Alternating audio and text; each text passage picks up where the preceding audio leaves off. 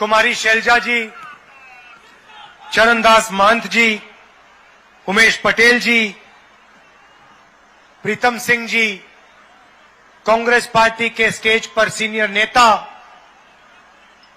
भाइयों और बहनों, प्यारे कार्यकर्ताओं, प्रेस के हमारे मित्रों, आप सबका यहां बहुत बहुत स्वागत, नमस्कार। मूड कैसा है आपका? फिट है? आपने मोदी जी का आज भाषण देखा? मोदी जी कहते हैं, सुनिए बात, सुनिए, मजेदार बात सुनिए। मोदी जी भाषण में कहते हैं, हिंदुस्तान में कोई जात नहीं है, सिर्फ गरीब है। मोदी जी, अगर हिंदुस्तान में कोई जात नहीं है और सिर्फ गरीब है, तो आप अपने आप को 24 घंटा ओबीसी क्यों कहते हो?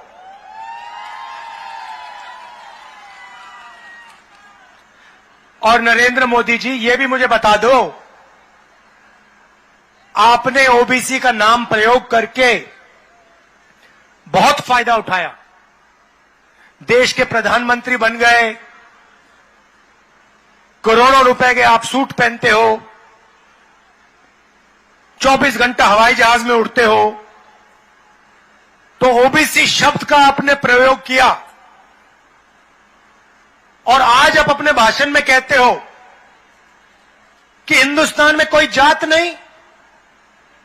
मतलब जब आपके लोग मध्य प्रदेश में आदिवासी युवा पर पेशाब करते हैं और उसका वीडियो लेके वायरल करते हैं, तो वो व्यक्ति जिस पे पेशाब किया गया उसकी कोई जात नहीं है, वो आदिवासी नहीं है, वो गरीब है। जब किसी दलित बच्चे को मारा जाता है, हजारों सालों से दलितों को इस देश में लोगों को छूने नहीं देते थे उनको, आज उसका नाम दलित नहीं रहा। आप ओबीसी की बात करते हो, दलितों की बात करते हो, आदिवासियों की बात करते हो और अपने भाषण में आज कहते हो हिंदुस्तान में जाति नहीं। मोदी जी, आप डरिए मत, आप एक काम कीजिए, जाति जनगणना के बारे में देश को बता दीजिए।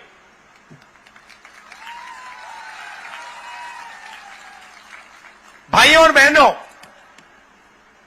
यहां जो हमारे पिछड़े वर्ग के लोग हैं, आज नरेंद्र मोदी जी ने कहा है कि इस देश में कोई जात नहीं है। मैं आज आपको, खासतौर से आपके जो युवा हैं, जिससे ये देश रोज उनका भविष्य चोरी कर रहा है, मैं उन आपको कुछ बताना चाहता हूं। नरेंद्र मोदी जी ने ओबीसी शब्द का प्रयोग किया, प्रधानमंत्री बने, 24 घंटा देश से कहें मैं ओबीसी हूं, मैं ओबीसी हूं, मैं ओबीसी हूं, मगर जब ओबीसी की मदद करने का समय आया, जाति जनगणना करवाने का समय आया, हिंदुस्तान में कितने ओबीसी हैं वो आंकड़ा देश के सामने रखने का समय आया, तो प्रधानमंत्री कहते हिंदुस्तान में जात नहीं है, ओबीसी कुछ नहीं है। भाइयों और बहनों, एक बात समझिए, हिंदुस्तान को एमपी नहीं चलाते, हिंदुस्तान को प्रधानमंत्री नरेंद्र मोदी 90 अफसरों के साथ मिलकर चलाते हैं। आपने ताली बजाई, मतलब आप गहराई समझ गए बात की।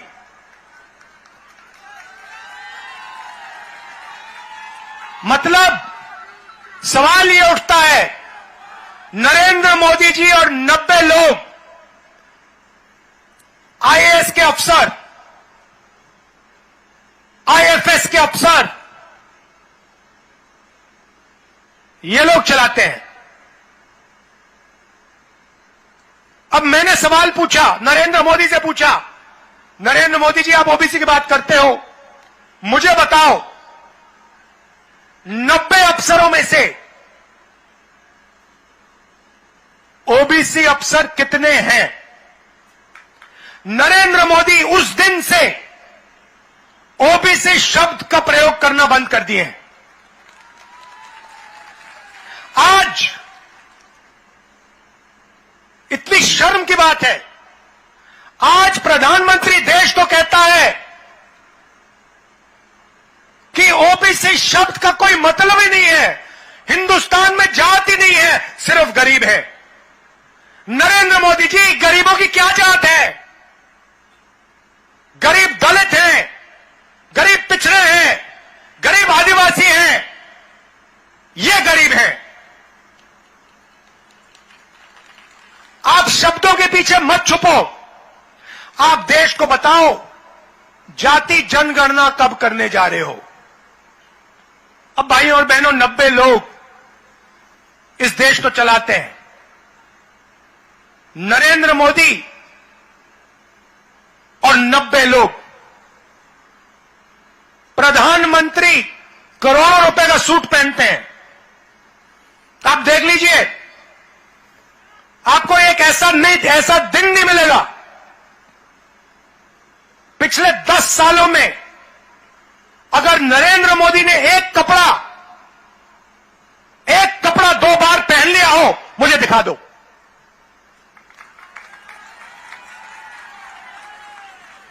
नरेंद्र मोदी अपने आप को ओबीसी कहते हैं, 10 साल में उन्होंने एक कपड़ा 2 बार नहीं पहना। आप में से कोई एक व्यक्ति है जिसने 10 साल हर रोज अपना कपड़ा बदला हो? एक व्यक्ति है यहां पे? एक नहीं है। भाइयों और बहनों, नरेंद्र मोदी और 90 लोग इस देश को चलाते हैं। बजट का हर एक रुपया, हर एक पैसा नरेंद्र मोदी और ये 90 लोग डिसाइड करते हैं। आदिवासियों के लिए कितना पैसा आएगा? 90 लोग, नरेंद्र मोदी। आपकी शिक्षा में कितना पैसा जाएगा? 90 लोग, नरेंद्र मोदी। सेना को कितना पैसा मिलेगा? 90 लोग, नरेंद्र मोदी। पीने के पानी में कितना बजट का पैसा जाएगा? 90 लोग, नरेंद्र मोदी। अब राहुल गांधी पूछ रहा है 90 लोगों में से ओबीसी कितने, दलित कितने, आदिवासी कितने? और जैसे मैंने यह सवाल पूछा, नरेंद्र मोदी कहता है जाति कुछ नहीं है हिंदुस्तान में। भाइयों और बहनों, 90 में से 3 ओबीसी, 3 आदिवासी। फिर से सुन लीजिए, 90 में से 3 ओबीसी, 3 आदिवासी। और मजे की बात सुनिए, अगर हिंदुस्तान के बजट में 100 रुपए खर्च किए जाते हैं, 100 में से 5 रुपये का निर्णय ओबीसी अफसर लेते हैं। हिंदुस्तान की सरकार लाखों करोड़ रुपए खर्च करती है, ओबीसी अफसर सिर्फ 5% बजट का पैसा के बारे में निर्णय लेती है। अब यहां पे ओबीसी लोग, युवा चौंक गए होंगे, हमारी आबादी 5% तो नहीं है। ओबीसी की आबादी 50% से कम नहीं है। तो अगर ओबीसी की आबादी 50% से कम नहीं है, तो फिर उनकी हिस्सेदारी 5% क्यों है? नरेंद्र मोदी जी, पहला सवाल। दूसरा सवाल, आदिवासियों की आबादी 12%। भाइयों और बहनों, आदिवासी युवाओं, आप जानते हो कि 90 अफसरों में से वो जो 3 आदिवासी अफसर हैं, वो हिंदुस्तान के बजट का कितना निर्णय लेते हैं? मैं आपको अभी जो बताने जा रहा हूं, यह शर्म की बात है, यह आदिवासियों पर अपमान है। भाइयों और बहनों, आदिवासी युवाओं, अगर हिंदुस्तान की सरकार 100 रुपए खर्च करती है तो उसमें से आदिवासी अफसर 10 पैसे का निर्णय लेते हैं। भाइयों और बहनों, 100 रुपए में से 10 पैसे आदिवासी अफसर डिसाइड करते हैं। मतलब 0.01% बजट का आप लोग डिसाइड करते हो। अब जैसे ही मैंने ये बात उठाई,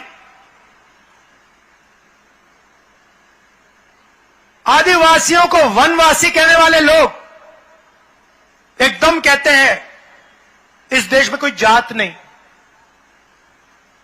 इस देश में सिर्फ गरीब है। भाइयों और बहनों, वनवासी का मतलब जानते हो आप? कोई बता सकता है मुझे यहां पे वनवासी का क्या मतलब होता है? कोई बता सकता है? अच्छा, आदिवासी का क्या मतलब होता है? बताइए बताइए, आप बताइए, आदिवासी का क्या मतलब होता है? मैं आपको बताता हूं। आदिवासी का मतलब, और आदिवासी युवाओं को यह अच्छी तरह सुनना चाहिए, आदिवासी का मतलब वो लोग जो हिंदुस्तान के पहले मालिक थे। मतलब ये जो पूरी जमीन दिख रही है आपको, ये जो जमीन है, ये सबसे पहले आदिवासी वर्ग की जमीन हुआ करती थी। हिंदुस्तान में सबसे पहले आदिवासी हुआ करते थे। भाइयों और बहनों, इस शब्द के अंदर बहुत गहरी बात छुपी हुई है। आदिवासी का मतलब इस जमीन पे, इन जंगलों पे, जल पर आदिवासियों का पहला हक बनता है। सही बात? मतलब पहले मालिक आप। अब बीजेपी और नरेंद्र मोदी ने नया शब्द पता नहीं कहां से ढूंढ के लाए हैं, वनवासी। वनवासी का मतलब वो लोग जो जंगल में रहते हैं।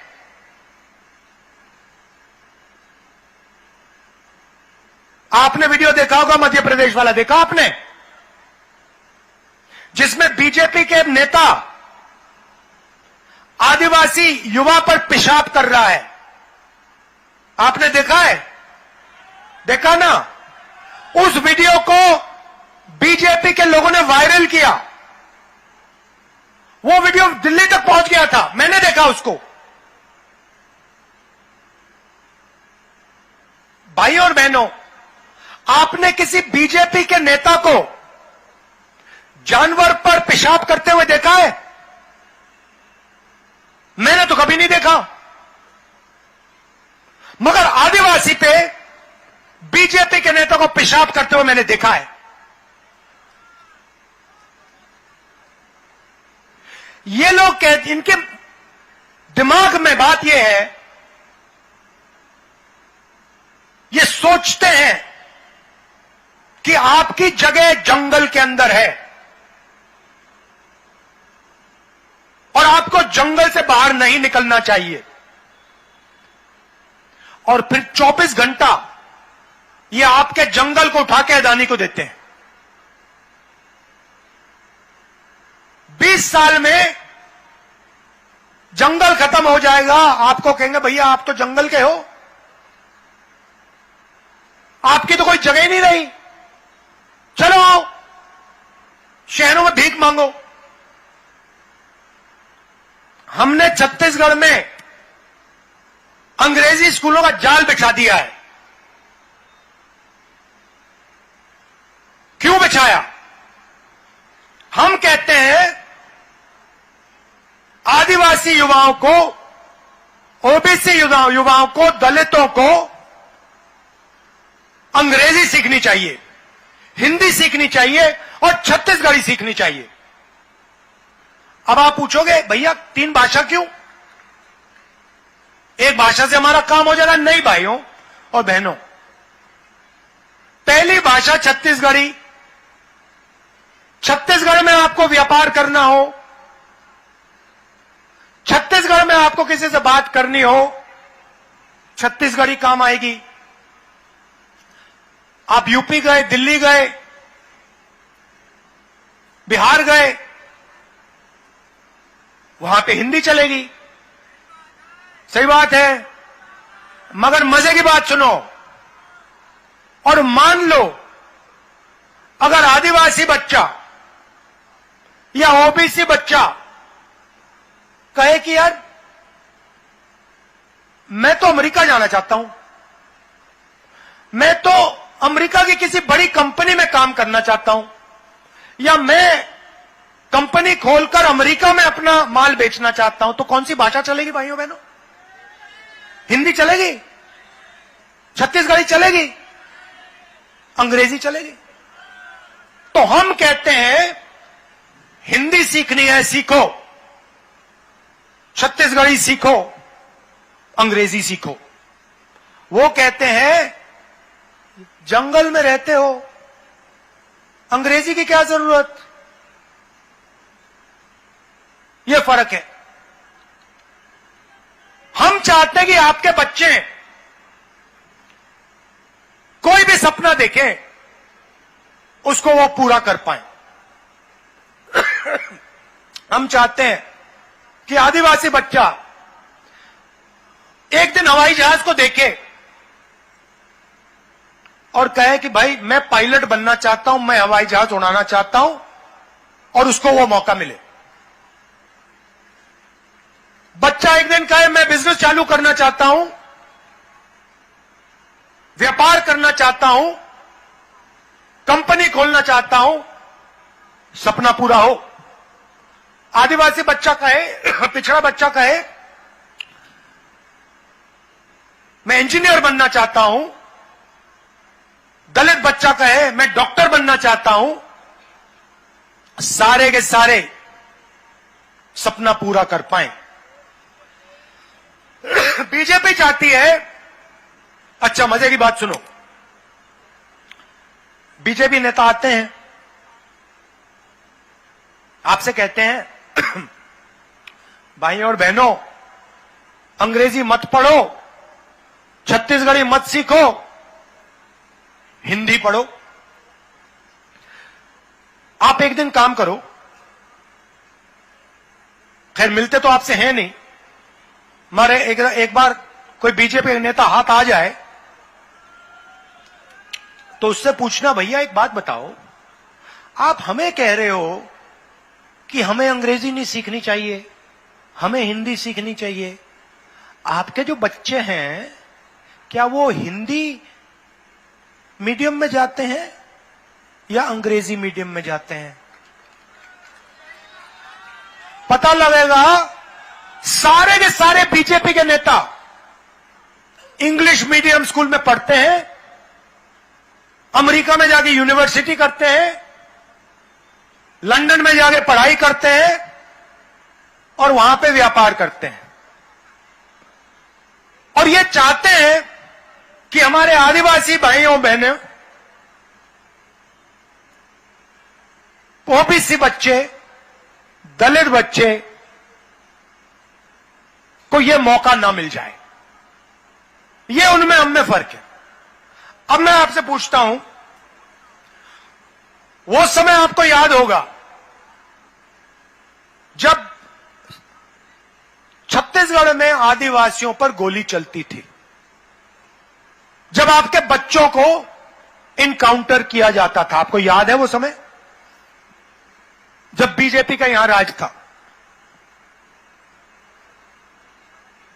बीजेपी का राज था तो तेंदुपत्ता कितने का मिलता था? कितने का देते थे आप? 2000 रुपए का। आज कितने का है? 4000। और हम आपको 4000 रुपए बोनस देने जा रहे हैं उसके लिए। अब नरेंद्र मोदी जी कहते हैं, नहीं आपने क्या कहा? शब्द मोदी की गारंटी। मोदी की गारंटी बोली ना।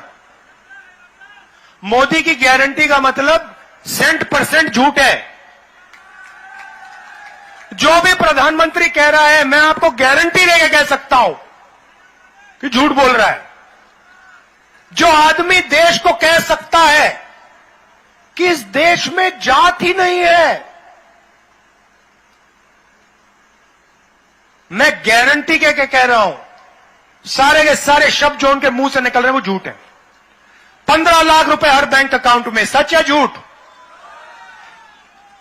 नोटबंदी से काला धन मिट जाएगा, सच या झूठ? किसान बिल से किसानों का फायदा होगा, सच या झूठ? जीएसटी से छोटे व्यापारियों का फायदा होगा, सच या झूठ?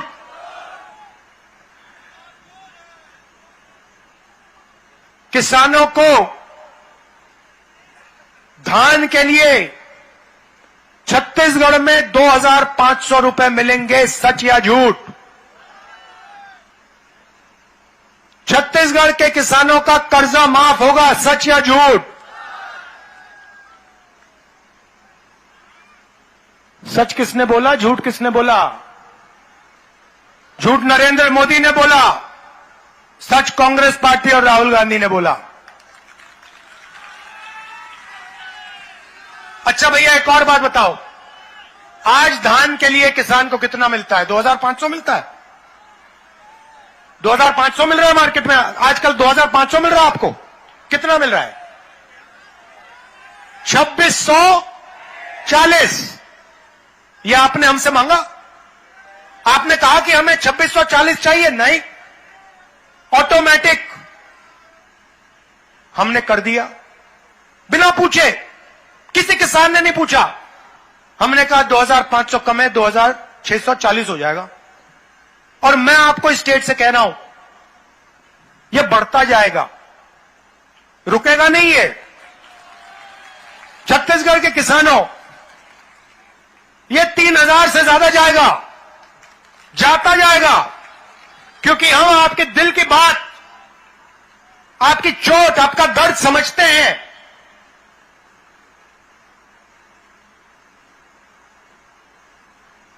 इसलिए यह बढ़ता जाएगा।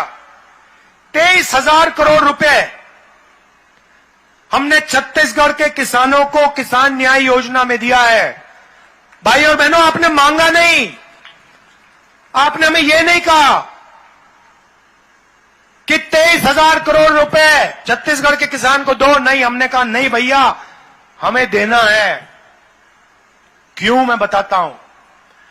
हम जानते हैं, जब हम छत्तीसगढ़ के किसान के जेब में 2500 रुपए डालते हैं, तो छत्तीसगढ़ का किसान उस पैसे को गांव में खर्च करता है।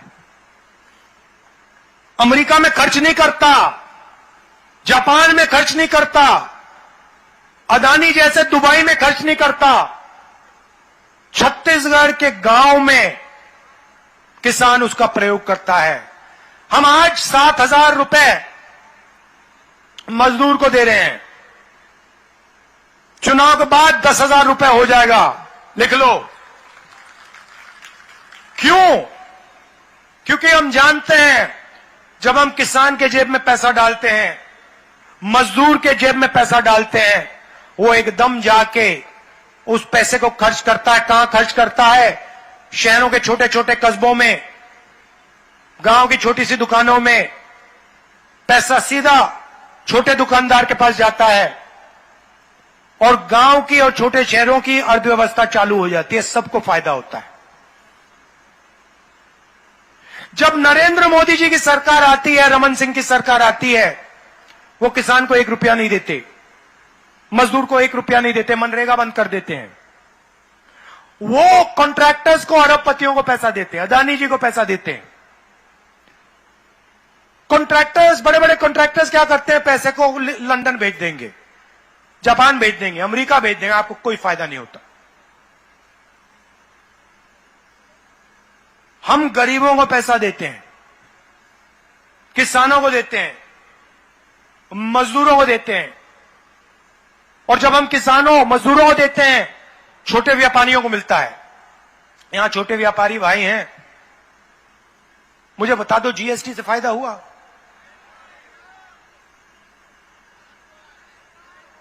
नहीं हुआ। किसका हुआ फायदा? अदानी का। अदानी का फायदा हुआ। आदिवासियों से हमने वायदा किया था, आपसे बिना पूछे, आपकी ग्राम सभा से बिना पूछे आपकी जमीन नहीं ली जा सकती। ट्राइबल बिल, पैसा कानून, इसमें लिखा था कि भैया कोई भी हो, अदानी हो, कोई और हो, हमें कोई फर्क नहीं पड़ता। अगर आदिवासियों से जमीन लेनी है, वो आदिवासी हैं, हिंदुस्तान के पहले मालिक हैं। अगर उनसे जमीन लेनी है, दलितों से, पिछड़ों से जमीन लेनी है, तो जाके ग्राम सभा से पहले पूछिए। नरेंद्र मोदी जी कहते हैं नहीं, कोई जरूरत नहीं है। पैसा कानून रद्द कर दिया, आदिवासी बिल रद्द कर दिया, जमीन अधिकरण बिल रद्द कर दिया। कहते हैं अगर हमें चाहिए जमीन उठा के ले जाएंगे। छत्तीसगढ़ में बिना पूछे जमीन नहीं ली जा सकती, कर्नाटक में बिना पूछे जमीन नहीं ली जा सकती, राजस्थान में नहीं ली जा सकती, हिमाचल में नहीं ली जा सकती। क्यों? क्योंकि कांग्रेस पार्टी की सरकार। भाई और बहनों, गुजरात में अदानी को जितनी भी जमीन चाहिए, जितनी भी जमीन, लाखों एकड़ जमीन चाहिए, लाखों एकड़ लो, कोई ग्राम सभा से पूछने की जरूरत नहीं। वहां पे उन्होंने मूर्ति बनाई, सारे आदिवासियों से बिना कोई कॉम्पनसेशन, बिना कुछ पूछे जमीन उठा के ले गए। अदानी जी को पकड़ा दी, स्टैचू बनाने में लगा दी। स्टैचू बनाओ, जरूर बनाओ, मगर जो आदिवासियों का हक है, जो उनकी जमीन है, उसका कॉम्पनसेशन उनको दो, उनसे पूछ के जमीन लो। यह उनकी सोच में, हमारी सोच में फर्क है। अब देखिए, आखिरी बात मैं आपसे कहना चाहता हूं, यहां पे नंद कुमार पटेल जी के बेटे चुनाव लड़ रहे हैं। इधर आओ, देखो। अब मैं आपको एक चीज बताना चाहता हूं, और यह बात आप अच्छी तरह सुनो और समझो।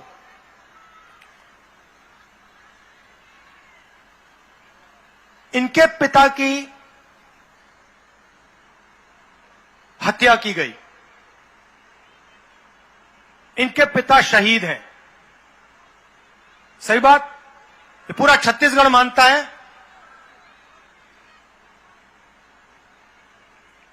अगर इनके पिता की मृत्यु नहीं होती तो इनके पिता आज चीफ मिनिस्टर होते। यह सच्चाई है। अब मैं आपको इनके पिता के बारे में कुछ कहना चाहता हूं। मैंने कांग्रेस पार्टी में बहुत नेता देखे हैं, बहुत नेता देखे हैं, नंद कुमार पटेल कांग्रेस पार्टी का एक सबसे अच्छा सिपाही था।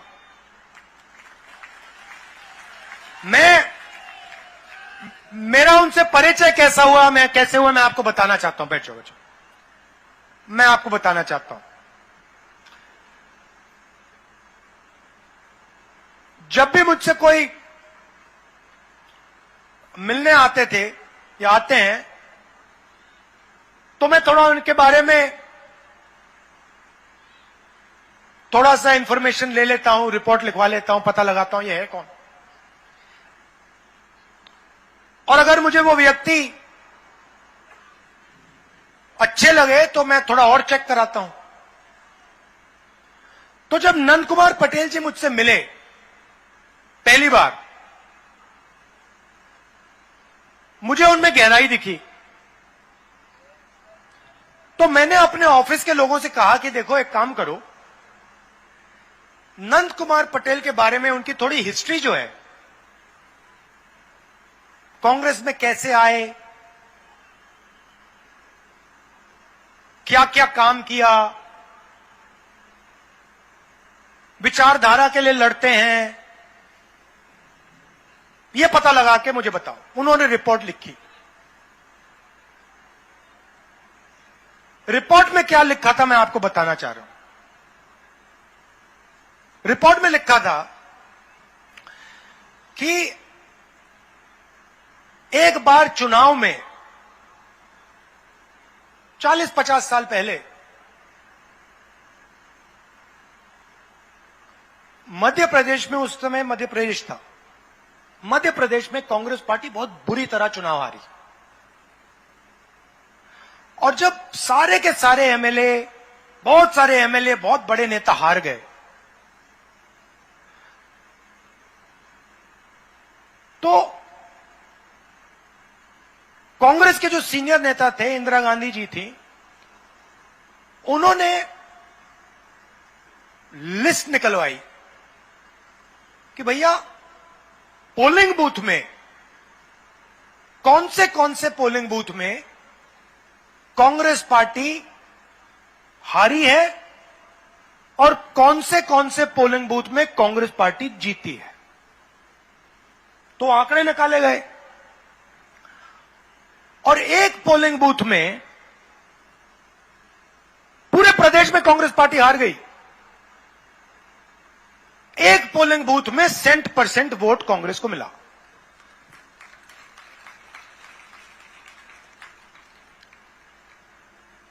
फिर इंदिरा गांधी जी ने कहा भैया ये कौन सा बूथ है ये, और ये कौन है जिसने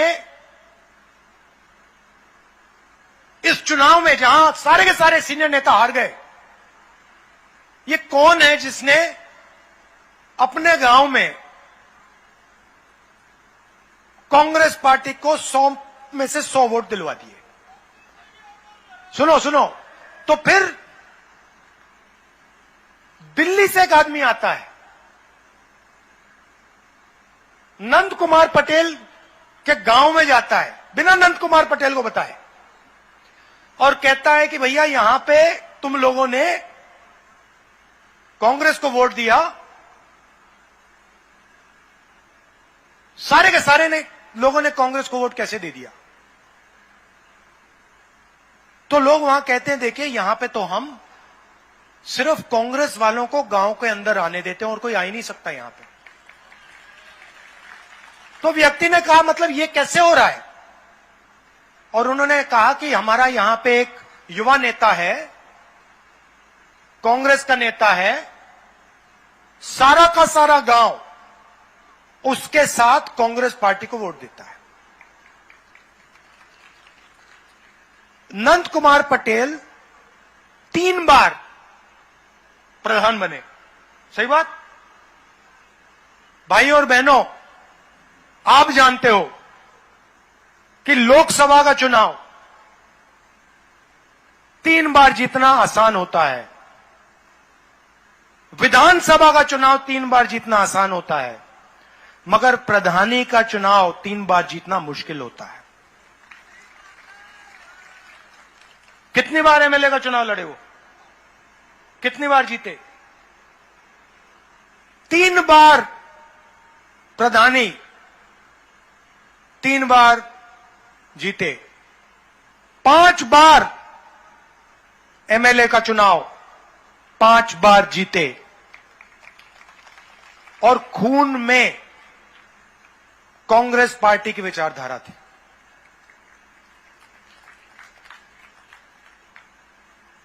किसी न किसी दिन उनके हथियारों को मैं पकड़ के आपके सामने खड़ा कर दूंगा।